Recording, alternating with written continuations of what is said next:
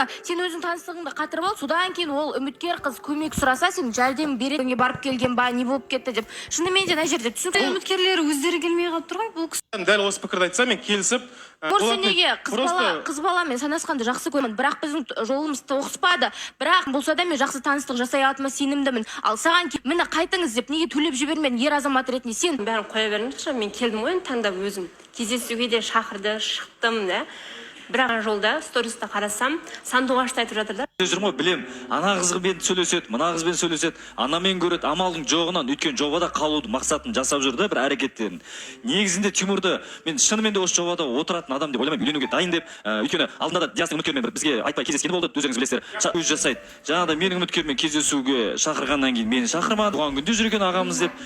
Бұлар өздері сыртта істеп жүрген нәрсесін неге жобаны онда орын босату керек адамдар деп ойлаймын да. Сізге де бір жақсы сылтау болды ғой, бұл қарым-қатынасты тоқтатуға.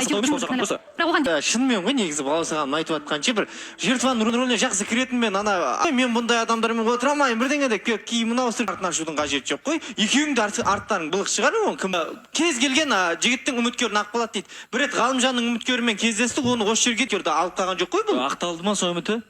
Сізді де тыңдауға тырысып жатырмын. Бірақ дегенмен де ол видеоға түсті, басқа біреуді туған күнімен құттықтады, біреумен видео түсірді дегені сізге оны айтып жатқан жоқпыз ғой. Ол қыздардың көңіл күйінің түскеніңіздің үстінен ұстап алуымыз керек емес қой. Үміткермен телефонмен сөйлескендеріңіз мен үшін бір түсініксіз нәрсе болды. Бір жоба бұл мазақ. Күлетін нәрсені айтып жатыр да. Тимур өз сөйлесіп жатыр, тастап кетті көңіл-көңілмен. Енді біз даған жоқ. Одан кейін жаңа айтып жатыр ғой, біз енді Абылаймен дос, сен мен бала кезден бері өскен досым емессің ғой дегендей алып. Кезден бірге жатқан досым емессің. Иә, менің ойымша ше.